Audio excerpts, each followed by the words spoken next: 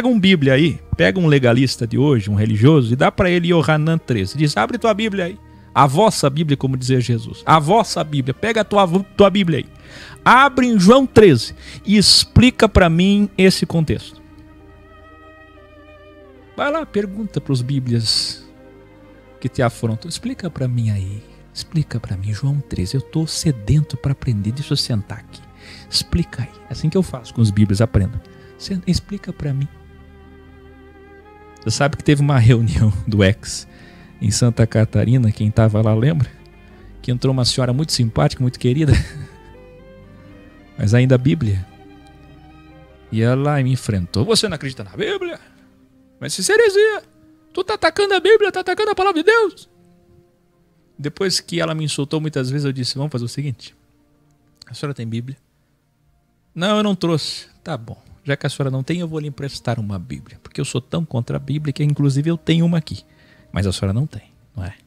Vou lhe emprestar uma Bíblia. Emprestei a Bíblia para ela. Falei, agora por favor abre em Romanos 14. Ela demorou mais ou menos uns 5 minutos para encontrar. Eu falei, eu vou te ajudar. Romanos fica depois, está no Novo Testamento. Passou Mateus, passou Marcos, passou Lucas, passou João, passou Atos, vai chegar Romanos. Aí ela abriu. Falei, agora começa a ler. Com uma dificuldade de português imensa. Lendo tropeçado. Falei, agora me explica. Ela ria. Falei, tá rindo do quê? Acabaram os insultos? Me explica isso aí. Eles não conseguem. Eles são bons para dividir, para insultar, para confundir, para achar que sabe algo, mas eles não sabem nada. Faça isso com eles. Me explica isso aí. Na tua visão evangélica, se você abrir, parece que Pedro está contra a unidade. Pedro é soberbo, escreva aí. Na visão do evangélico, e quando eu falo de evangélico, eu não estou falando da religião evangélica, não. Estou falando do evangélico na visão da raiz cristã, da cristandade evangélica. Católicos também são evangélicos, não sei se você sabe. Pastoral evangélica.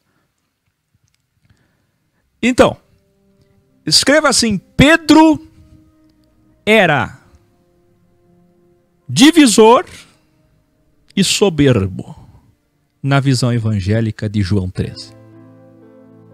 Olha só como eles colocam Pedro. E não é. Pelo contrário, muito ao contrário. Pedro é o verdadeiro humilde aqui. E não o soberbo.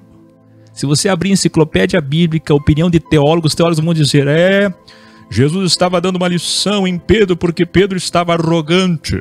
Pedro não queria deixar Jesus lavar seus pés. Ei! Alguém avisa o mundo que Pedro não era arrogante. Pelo contrário, Pedro foi o único a reconhecer que o mestre não poderia fazer isso com ele. Ele não era digno, ele é pecador. Você está entendendo que você abre o mesmo capítulo, o pergaminho é o mesmo, os olhos são outros. E na visão deles, Pedro é o arrogante. Pedro não é o arrogante. Pedro é o único humilde. E você sabe que momentos depois dessa última ceia, quem é que ficou, quem é que enfrentou com a espada defendendo Jesus enquanto os outros todos fugiram? Pedro. Quem é que ficou lá perto do Sinédrio, enfrentando os soldados, com medo, mas ali, sem abandonar o mestre? Pedro.